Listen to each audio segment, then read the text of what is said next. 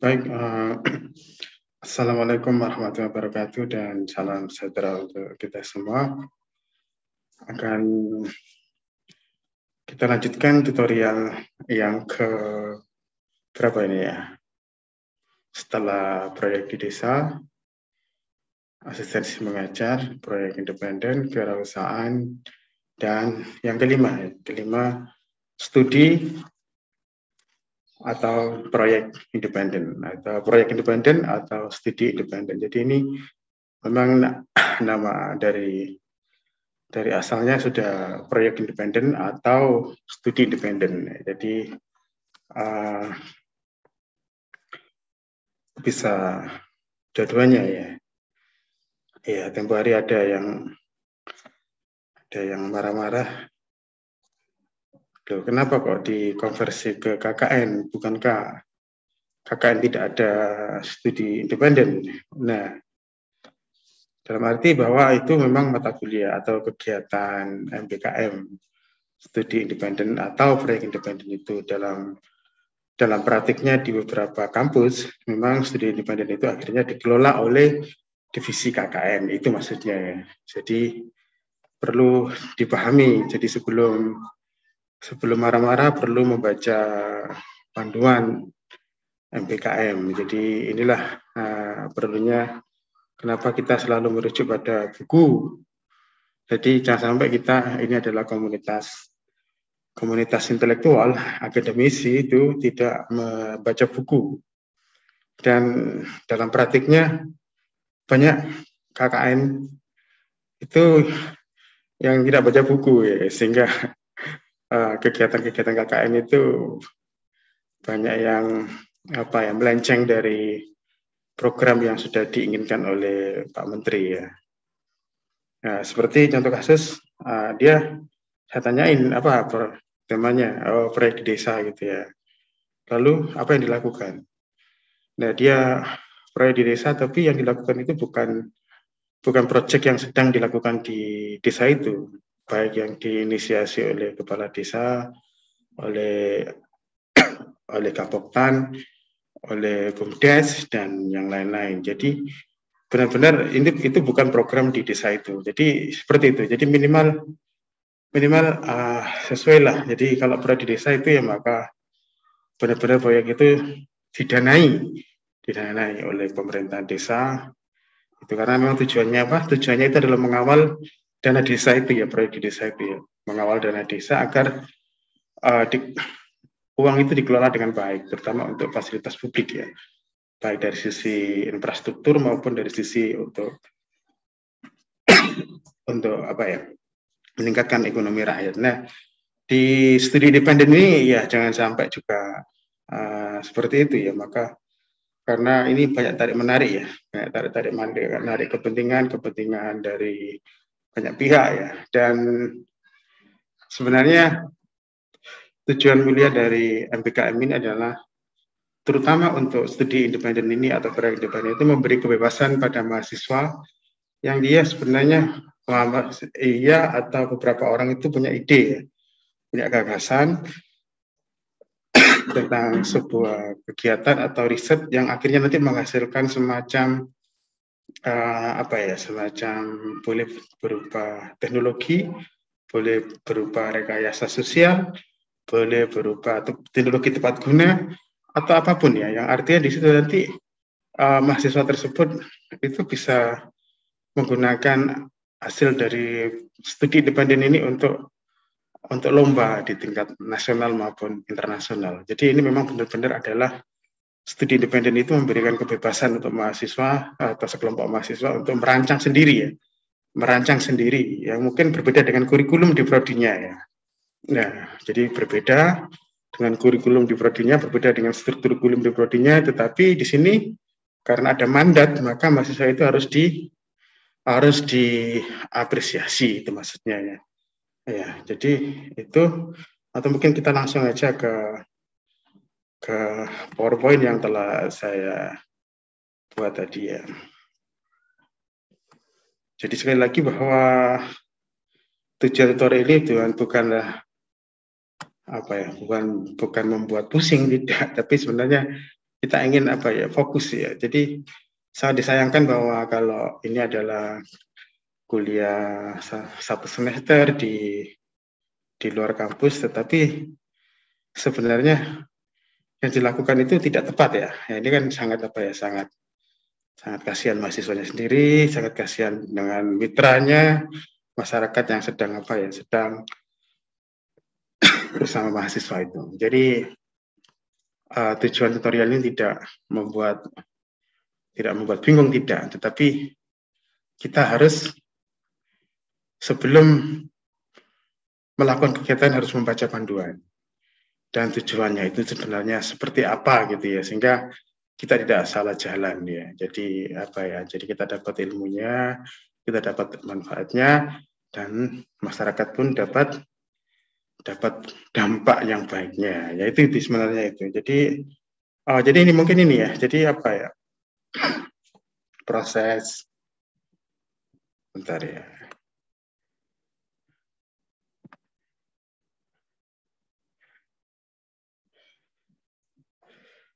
Proses pembelajaran dalam Merdeka Belajar merupakan salah satu perwujudan pembelajaran yang berpusat pada mahasiswa, student center learning, yang sangat esensial. Jadi proyek ini independen benar-benar mengajak mahasiswa itu menjadi insan, menjadi intelektual, menjadi istilah calon akademisi yang benar-benar mandiri, otonom kan itu ya. Nah, pembelajaran dalam kampus Merdeka memberikan tantangan dan kesempatan untuk mengembangkan inovasi. Kuncinya adalah inovasi dan kreativitas. Ya, jadi kalau ini adalah inovasinya mahasiswa, bukan inovasinya yang lain. Bukan inovasinya yang lain, benar-benar inovasinya mahasiswa. Lalu kreativitas mahasiswa, kapasitas kepribadian, dan memang dia punya kapasitas untuk itu ya, untuk mewujudkan itu, dan memang benar-benar adalah kebutuhan mahasiswa. Jadi perlu digarisbawahi di sini adalah kebutuhan mahasiswa, bukan kebutuhan yang lain, bukan kebutuhan stakeholder yang lain ya. Serta mengembangkan kemandirian dalam mencari dan menemukan pengetahuan melalui kenyataan dan dinamika di lapangan. Jadi artinya studi independen itu harus dilakukan di masyarakat ya, karena dia misalnya dia punya ide di kampus, idenya apa, misalnya apa ya, membuat apa ya, tergantung pada istilahnya jurusan mahasiswanya itu. Misalnya kalau di teknik ya, teknik, atau mungkin dia lebih suka merancang, misalnya merancang sebuah alat yang memudahkan pedagang misalnya, yang memudahkan petani misalnya. Tetapi ini kan harus diuji kan, harus diuji di lapangan ya gitu. Atau bisa juga misalnya mahasiswa punya ide, jadi dia melihat misalnya dulu itu ada namanya mesin gerandong itu ya. Mesin gerandong itu rancangan dari petani waktu itu ya. Tak petani atau apa ya, tapi yang jelas mesin gerandong ini mesin yang sangat kreatif ya, sangat inovatif, dan walaupun akhirnya dilarang ya, dilarang ya, padahal itu sebenarnya sangat membantu bagi petani-petani di daerah terpencil ya, daerah-daerah yang agak sulit dijangkau itu ya. Tetapi belakangan ternyata ada sebuah perusahaan yang mengembangkan mesin yang hampir mirip dengan mesin gerandong itu, hampir mirip. Nah, jadi inilah, jadi artinya bahwa pedagang ini atau industri ini dia mengambil ide itu. Nah, artinya jadi kita juga bisa mengambil ide yang dari petani itu, tapi ide ini harus dibuat bersama, bahwa ini adalah hasil dari kolaborasi antara mahasiswa dengan mitra. Kembali lagi, jadi itu kemampuan permasalahan real harus melibatkan dengan interaksi sosial. Ini berbedanya dengan misalnya Anda dari teknik itu yang Anda kembangkan di laboratorium itu beda. Jadi ini bukanlah proyek independen itu dilakukan di laboratorium, di kampus, tidak, tapi dia harus di luar. Gitu ya. Jadi berinteraksi dengan masyarakat, dengan permasalahan real. Permasalahan real itu misalnya istilahnya gini, ada pengusaha keripik itu ya, misalnya dia kesulitan untuk mengiris umbinya itu atau bahan mentahnya itu menjadi yang apa, yang tipis-tipis itu. Nah, misalnya dari teknik mesin ini dia merancang ke sana kan gitu ya, merancang mesin yang bisa merajang yang sangat tipis gitu ya. Nah, itu yang paling penting. Atau misalnya, wah ini kok ada pengusaha pentol gitu ya, wah kalau di kempel-kempel dengan manual ini, wah lama sekali itu ya misalnya. Nah itu permasalahan real di lapangan. Jadi bagaimana nanti kasihan pedagang pentol itu misalnya waktunya habis itu ya. Jadi pagi hari itu dia bangun lalu ke pasar beli daging, lalu giling sampai rumah. Itu butuh perlu berapa jam dia harus mengepel-ngepel ya itu. Nah tadi kan permasalahan real, kasihan ada waktu yang terbuang di situ ya. Nah itu misalnya. Nah dari sini mungkin muncul ide misalnya dibuatkanlah semacam mesin ya, mesin untuk membuat pentol itu ya. Saya pernah lihat itu ada dosen itu yang melakukan itu ya. Dan saya tanya kepada yang pedagangnya, bagaimana Pak pedagang? Oh iya ini membantu kami. Harusnya kami gelintir-gelintir ini akhirnya kami punya waktu untuk istirahat ya. Jadi sebelum penjualan itu ada waktu untuk jeda untuk istirahat. Sebelumnya tidak. Nah jadi ada permasalahan real di masyarakat dengan berinteraksi dengan masyarakat, dengan mitra, kolaborasi dengan mitra, sehingga hasil dari inovasi itu menjadi milik bersama mereka kan gitu ya. Ada manajemen diri, tuntutan kinerja, target dan pencapaiannya misalnya. Ada beberapa misalnya, jadi ada tuntutan target dan kinerja dan pencapaiannya. Maksudnya harus dilihat juga misalnya ada yang pernah itu membantu pedagang jus itu ya, pedagang jus untuk membuatkan alat khusus itu sehingga apa ya jusnya itu semakin ekonomis dan efisien itu harus diuji kira-kira dengan alat ini, bantuan alat ini apakah pedagang itu semakin meningkat ekonominya ya. Jadi seperti itu. Nah melalui program mereka belajar yang dirancang dan diimplementasikan dengan baik, maka hard and soft skill mahasiswa akan terbentuk dengan kuat. Jadi ini era baru sebenarnya dalam dunia pendidikan, bagaimana masyarakat mahasiswa itu harus berkolaborasi dengan masyarakat, menemukan ide-ide. Saya kira di luar negeri bahwa seperti terciptanya komputer, yang lain-lain itu adalah karena project independen seperti ini. Mereka kreatif, mereka istilahnya walaupun dia kuliah, tapi dia sebenarnya lebih banyak berkembang di luar itu ya. Jadi dia tahu misalnya ini ada komunitas-komunitas yang sedang mengembangkan apa itu ya. Nah, jadi sebenarnya terciptanya teknologi itu bukanlah hasil dari satu orang, tidak, tapi dari karena kolaborasi itu ya. Jadi misalnya dunia pendidikan karena dia teknik misalnya atau apapun ya misalnya, dan dia menguping gitu ya, menguping ke masyarakat, ada komunitas yang lagi mengembangkan ini, tinggal dia mengkolaborasi apa istilahnya mengkombinasi ya, bayangkan. Jadi ada komunitas yang memang hobinya itu mengembangkan sesuatu. Ini ada komunitas yang hobinya mengembangkan sesuatu. Memang tujuannya memang mengembangkan sesuatu itu. Nah, di mahasiswa ini kan dia harus banyak belajar di situ ya. Belajar dengan mereka, lalu dia akan menghasilkan inovasi sendiri kan gitu misalnya. Jadi itu sebenarnya seperti itu. Jadi jangan terus diartikan bahwa proyek atau studi independen ini terus kuliah di lapangan gitu, tidak ya, itu seharusnya tidak seperti itu karena apa, takut kompetensi dari sebuah prodi itu akhirnya dia mengambil proyek atau studi independen ini dan hasil isinya itu bukan inovasi mahasiswa itu, tapi karena diajarkan materi-materi yang sudah ada. Itu sebenarnya tidak seperti itu ya. Jadi ini benar-benar memberikan apa ya, kebebasan. Bayangkan MBKM merdeka, belajar kampus merdeka. Nah ini sudah merdeka, independen lagi, itu artinya seperti itu, sudah dimerdekakan, independen lagi. Nah ini, tapi artinya mahasiswa itu diberi kepercayaan untuk dia benar-benar merancang dari awal, benar-benar mengembangkan yang diinginkan, dan hasilnya jelas prestasi kan. Nah kalau prestasi nanti kan mahasiswa juga suka, lalu prodinya juga suka, fakultasnya juga bagus citranya, lalu di universitasnya juga akan naik. Nah seperti itu artinya sebenarnya.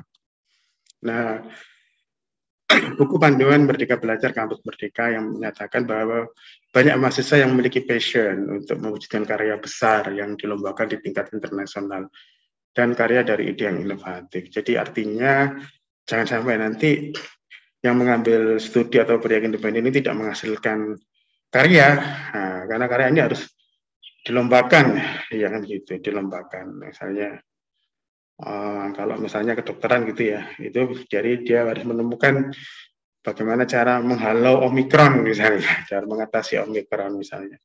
Misalnya di beberapa medis bisa mengatasi Omikron ini dengan 1 minggu, nah dia bisa menekan menjadi 4 hari misalnya, atau seperti apa. Jadi artinya itu harus ada inovasi di situ ya. Kegiatan para independen dapat dilakukan dalam bentuk kerja kelompok lintas disiplin ilmu. Jadi tidak melulu dari studi yang sama. Karena ini memiliki passion yang sama. Jadi artinya walaupun dia dari teknik, walaupun dari MIPA, walaupun dia dari sosial, maupun dia dari bahasa, walaupun dia dari olahraga, tapi sebenarnya dia punya passion yang sama. Artinya di situ ya. Passion yang sama inilah yang menyatukan dia dan akhirnya punya gagasan untuk inovasi, kolaborasi bersama, seperti itu.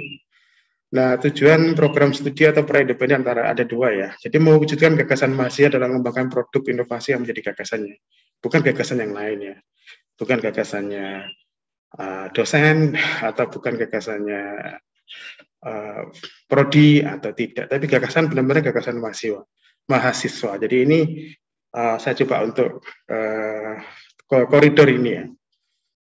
Yang kedua adalah menyelenggarakan independen berbasis riset dan mengembangkan. Menyelenggarakan independen berbasis riset dan pengembangan R&D. Jadi ini benar-benar dia itu berbasis riset, mengembangkan kan gitu tadi. Kalau misalnya tadi itu misalnya dari medis, ya dia harus menemukan inovasi yang baru. Kan gitu. Cara menghilangkan apa, cara menyembuhkan apa gitu. Kalau dia dari sosial misalnya, ini ada kampung miskin, artinya kampung apa ya? Kantong-kantong kemiskinan. Bagaimana cara istilahnya mengurangi kantong-kantong kemiskinan ini ya. Dia penelitian, dia menemukan formula. Nah, itulah namanya kalau dia jadi dari sosial.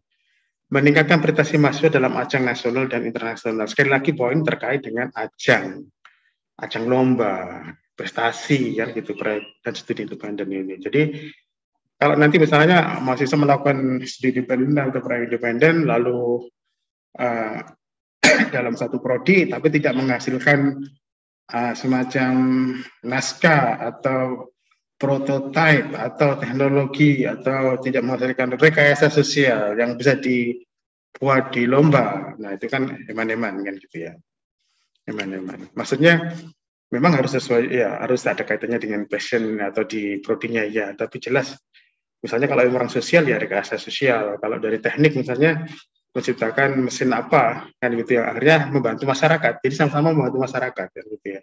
Tapi akhirnya nanti itu mesin itu atau rekayasa sosial itu menjadi milik bersama, jadi miliknya penemu dari mahasiswa ini dan dari mitranya itu ya. Nah, Panduan Merdeka Belajar Kampus Merdeka memberikan rambu-rambu jenis studi independen, tingkat kesulitannya harus disesuaikan dengan tingkat sarjana, ya, jangan terlalu sulit ya. Topik studi independen tidak ditawarkan di dalam kurikulum PT atau prodi pada saat itu. Jadi sebenarnya bukan mata kuliah yang ada di prodi itu ya. Tidak ya. Mahasiswa mengembangkan objektif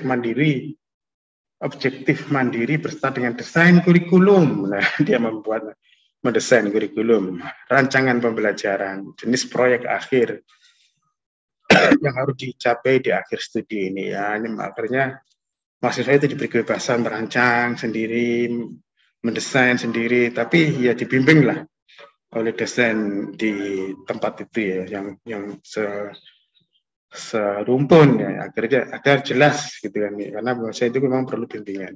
Tapi sekali lagi bahwa idenya ini dari mahasiswa ya, idenya ini dari mahasiswa, bukan dari yang lain ya. Nah, studi pra-independen merupakan kegiatan yang dilakukan mahasiswa independen dengan mahasiswa lain, lintas disiplin, sosiologi dengan hukum, sosiologi dengan teknik, sosiologi dengan bahasa, sosiologi dengan olahraga. Jadi seperti itu, tata boga dengan mesin, tata boga dengan komunikasi. Nah, jadi passion apa yang mempertemukan mereka? Nah, seperti itu artinya. Dengan mahasiswa lain lintas disiplin untuk mewujudkan karya besar, catatannya ya, karya besar. Jadi sekarang ini agak sulit apa ya? Memang Pak Menteri ini punya visioner ya. Jadi memang banyak sarjana, banyak mahasiswa, banyak intelektual, banyak akademisi, tapi karya besarnya ini yang ditunggu-tunggu. Nah, mungkin dengan kurikulum yang sekarang ini, sejak mahasiswa pun sudah diajak untuk menggagas proyek besar ini ya. Nah, kembali lagi, dilombakan di tingkat nasional dan internasional. Ini buku panduan yang saya ambil dari Universitas Gadjah Mada, sama ya, karya dari ide inovatif dan dilombakan. Tapi yang tidak dilombakan juga boleh, ya, baik tidak dilombakan maupun yang dilombakan. Tetapi saya sarankan yang bisa dilombakan, dan gitu ya. Jadi ada tidak dilombakan maupun yang dilombakan. Boleh memilih salah satunya. Dan dalam edaran kurikulum KKNT MBKM Indonesia tahun 2021, kegiatan proyek atau studi independen ini bisa satu, mengembangkan bantuan belajar untuk anak-anak berkebutuhan khusus. Ya, ini sangat penting ya. Bagaimana anak kebutuhan khusus itu bisa belajar ya, dengan bantuannya. Itu pasti ini adalah inovasi kreatif ya. Mengembangkan proyek usaha ekonomi untuk anak di terminal atau stasiun. Nah, ini juga tantangan juga ini. Bagaimana mengembangkan ekonomi anak-anak aja yang sebelumnya tidak mengurus ekonomi, bukan fokus ekonomi, kita ajak untuk berada di situ. Nah, ini juga usaha yang luar biasa. Mengembangkan proyek edukasi kesehatan untuk mengembangkan lingkungan komunitas pemulung anak jalanan. Nah, di Surabaya itu banyak kantong-kantong pemulung ya. Ada ketuanya di situ. Nah, ini edukasi kesehatan. Tuh. Iya, saya juga punya teman di situ ya. Teman ini adalah pemulung tapi juga pengusaha pemulung. Ya, mereka tinggal dalam satu tempat ya. Jadi itu ada ketua pemulung bersama pemulung yang lain. Nah, mereka hidup dengan barang-barangnya di sana ya, dengan barang-barang yang didapat itu, dan anak-anak pemulung ini hidup di situ juga. Nah, ini bagaimana cara mengembangkan. Nah, tapi saya juga tertarik ya ketika saya dulu sering ke pemulung ya, kampung pemulung. Saya tertarik ketika mereka punya metode, misalnya, jadi ketika di situ banyak yang terjangkit demam berdarah ya. Nah, pemulung ini waktu itu hidup di tempat yang terbuka, dan di situ banyak genangan air di situ waktu itu. Terus saya tanya, apa tidak takut dengan demam berdarah? Dan apa cara mengatasinya? Jadi mereka itu memberi oli bekas itu ya. Jadi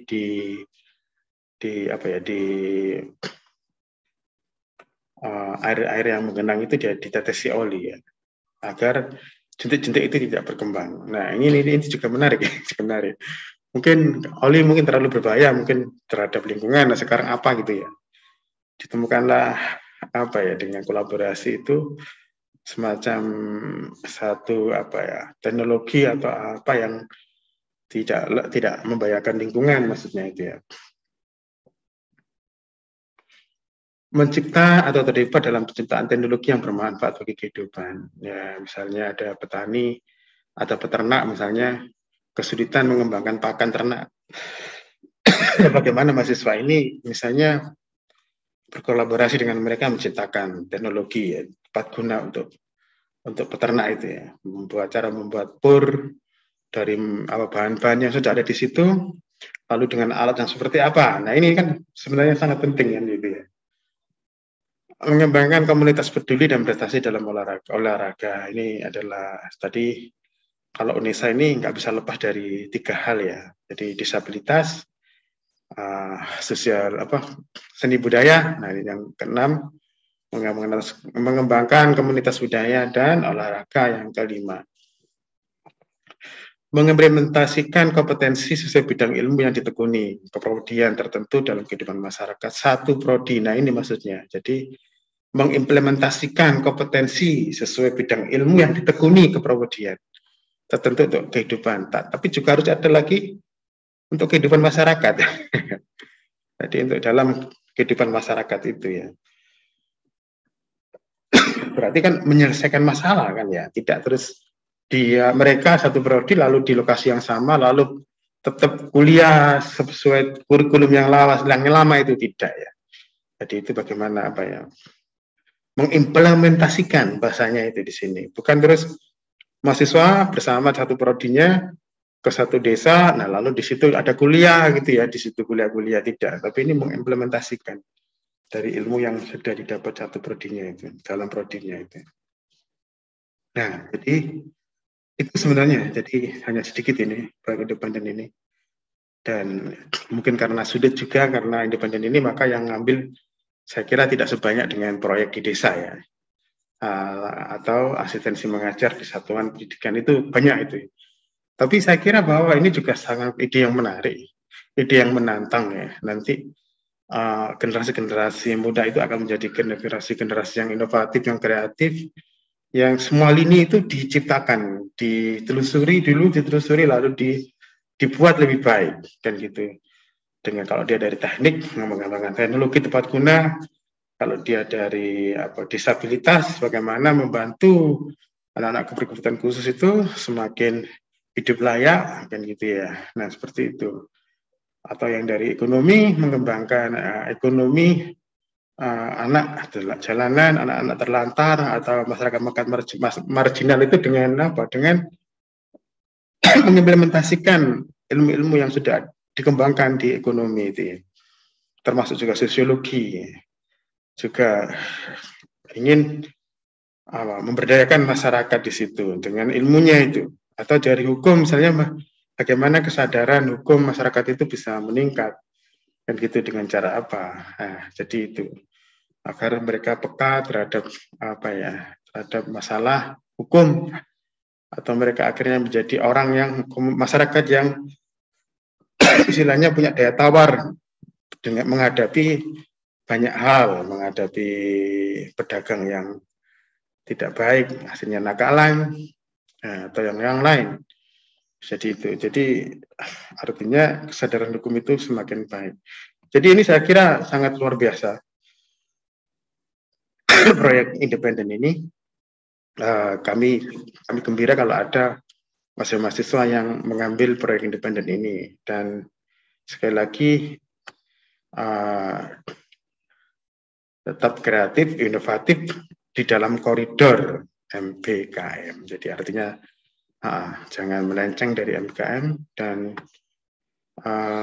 benar-benar bahwa studi atau proyek independen ini memberikan kebebasan pada mahasiswa untuk gagasannya direalisasikan. Dengan apa? Dengan turun ke masyarakat, menguji yang apa yang digagas, yang hipotesisnya, dan akhirnya menghasilkan sesuatu yang baru. Itulah dari tutorial kali ini, dan kami akan melakukan tutorial yang penting lagi selain tema-tema adalah desain program. Bagaimana cara kita mendapatkan desain program. Jadi Anda sudah punya kegiatan seperti studi independen, proyek di desa, kewirausahaan, tapi sekarang program kerjanya itu seperti apa ya. Nanti saya akan melakukan tutorial bagaimana cara mendesain program kerja yang lebih baik, yang punya kearifan lokal dengan melibatkan mitra, dengan melibatkan stakeholder, lalu bagaimana cara mengembangkan perangkat. Nah, jadi saya akan melakukan tutorial itu, lalu bagaimana cara mengimplementasikan program, cara mendiseminasi sehingga program yang kita rancang itu tidak hanya diikuti oleh masyarakat, tapi juga bisa mengubah masyarakat dengan baik. Nah, itu lalu monitoring dan evaluasi, dan mengembangkan laporan. Saya akan terus melakukan tutorial, tujuannya satu, agar mahasiswa fokus, kan gitu ya, tidak kesulitan, tidak kesusahan, dan dia bisa bekerja secara cepat dan terukur. Itu aja tujuan kami. Demikian saya akhiri. Wassalamualaikum warahmatullahi wabarakatuh, dan selamat sore semua.